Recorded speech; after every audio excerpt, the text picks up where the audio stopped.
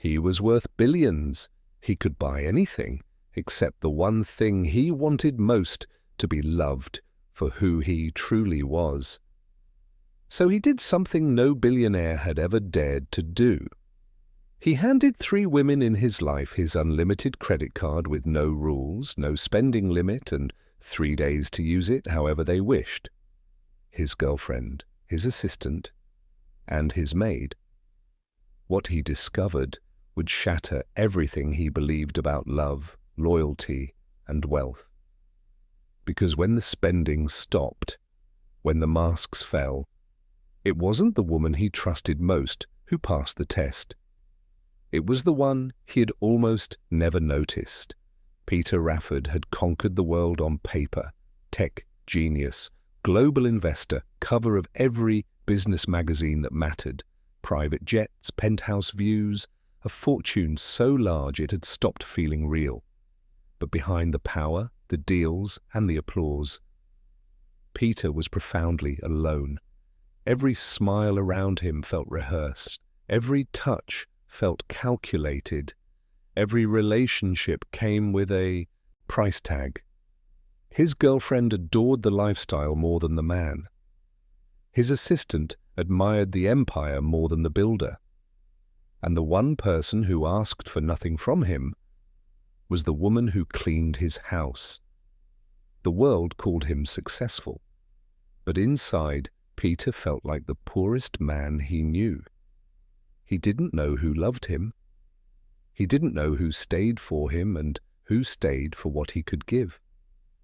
So, one night, staring at the city lights from his penthouse window, with the weight of his empire pressing on his chest, Peter made a decision that would change all of their lives.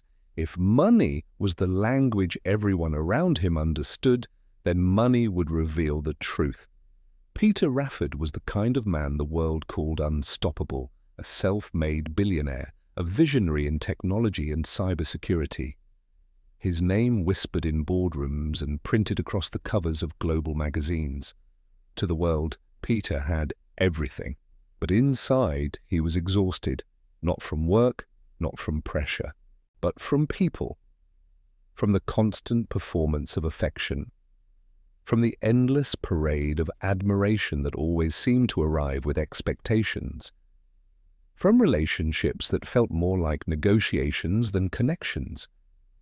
Everywhere he turned, he saw the same hunger in their eyes, not for him, but for what he represented: money, access, status, power. His girlfriend loved the gifts, his associates loved the opportunities, his assistant loved the position.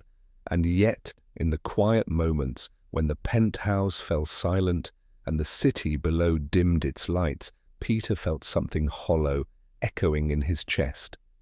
A question he could never escape. If all of this disappeared tomorrow, would anyone still choose me? That was his wound. Not loneliness, uncertainty.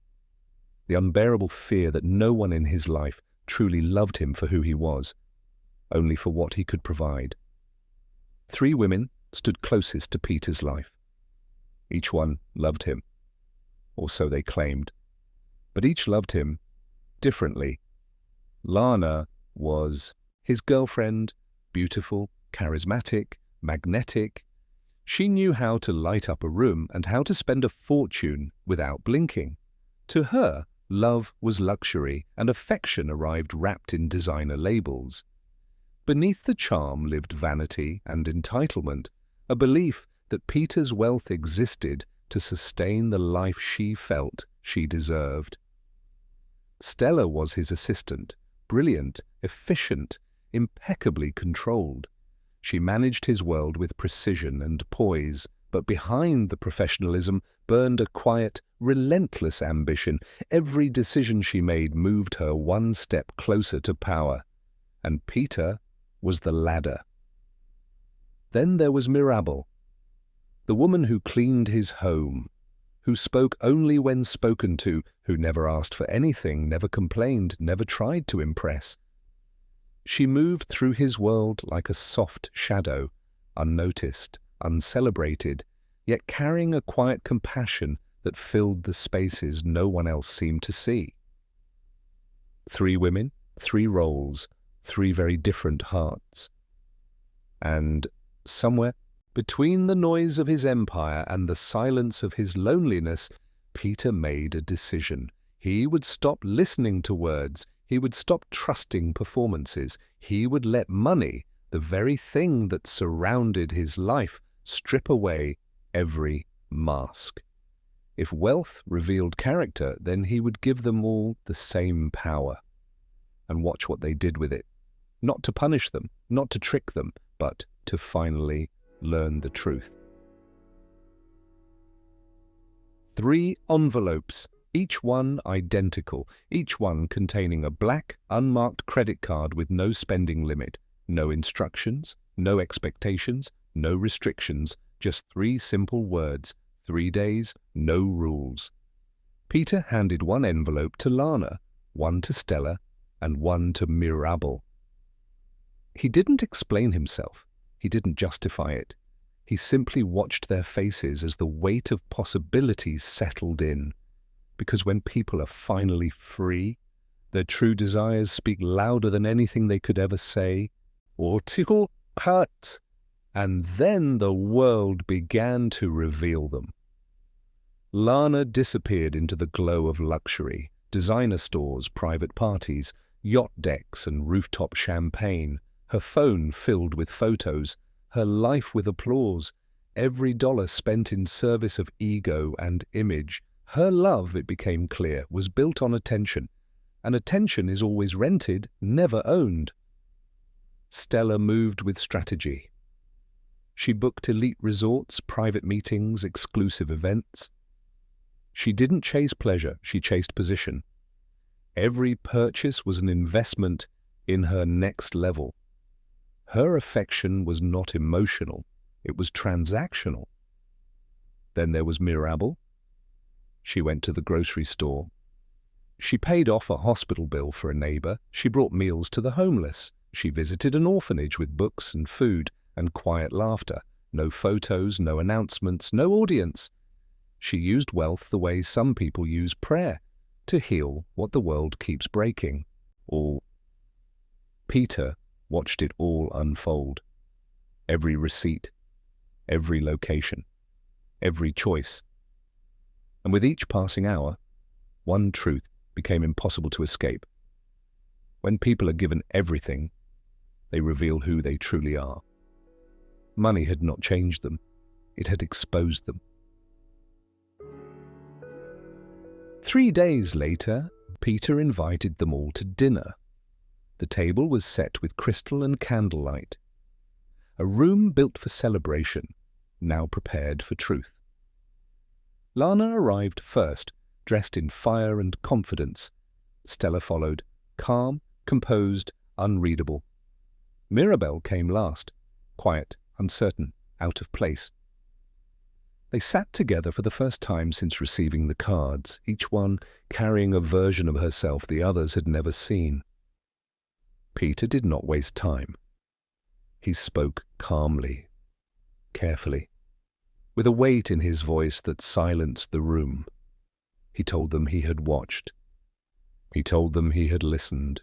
He told them the experiment was over. Then he began. He spoke of Lana's spending, of the parties, the ridicule, the cruelty wrapped in laughter, of a love that lived only for attention and applause. Lana's smile cracked, her anger rose, and without another word, she stood and walked out. Next, he turned to Stella. He spoke of the meetings, the alliances, the ambition disguised as loyalty. Stella's composure broke into bitterness. She accused, she denied. Then she left as well, her heels echoing like gunshots against the marble floor. And then the room went quiet. Only Peter and Mirabel remained. He spoke of groceries, of hospital bills, of children at an orphanage who fell asleep in her lap. Mirabel's eyes filled with tears, not from shame, from being seen. She had nothing to defend, nothing to explain. She stayed. After the others were gone, after the echoes of their footsteps faded, Peter remained seated at the long dining table. The mansion had never felt so empty. Mirabelle stood near the door, unsure whether she was allowed to stay or supposed to leave. Peter finally spoke. He apologized. Not as a billionaire, not as her employer, but as a man who had been afraid for a very long time. He told her how lonely wealth had made him, how every relationship felt conditional, how exhausting it was to never know who saw him and who only saw his fortune. Mirabelle listened. Then she spoke of her own life, of scarcity, of caring for others, of learning to survive quietly, of believing kindness mattered even when no one noticed. They spoke of fear, of loneliness, of the ache of wanting to belong somewhere in the world. And for the first time, two people who lived in entirely different worlds found themselves standing on the same emotional ground. No romance, no promises, just two human beings finally seen.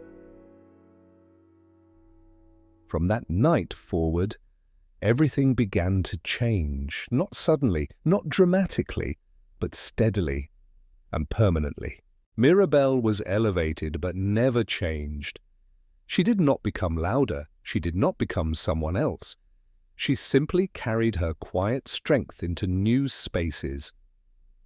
Peter softened. The armor he had worn for years finally loosened. He stopped performing wealth and started living as a man.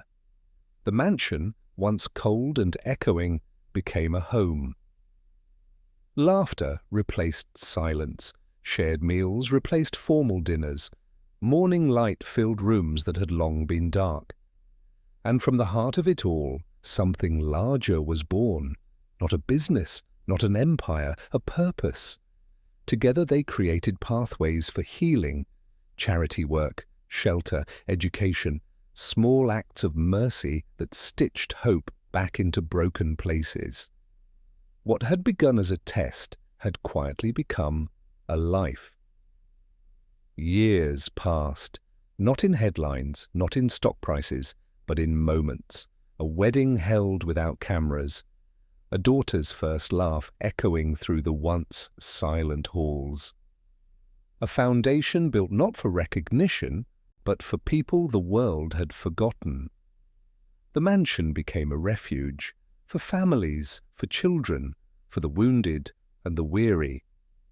Peter was no longer measured by what he owned, but by what he gave. Mirabelle remained the same woman the world had once overlooked, except now her compassion carried the weight of real change.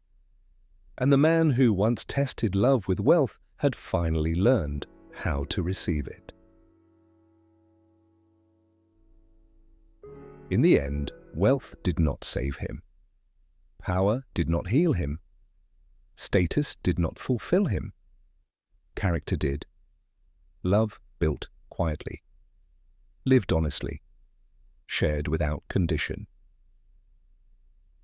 In the quiet that followed the years, long after the applause of the world had faded, after the deals were done, and the money had lost its voice, Peter would often sit beside Mirabelle and watch the sun settle into the horizon. No crowds, no cameras, no performance, just two people who had found what mattered. And in those moments, he finally understood the truth that had escaped him all his life. You can search the world for wealth, build empires, collect everything that shines. But the greatest fortune is finding someone who gives without asking.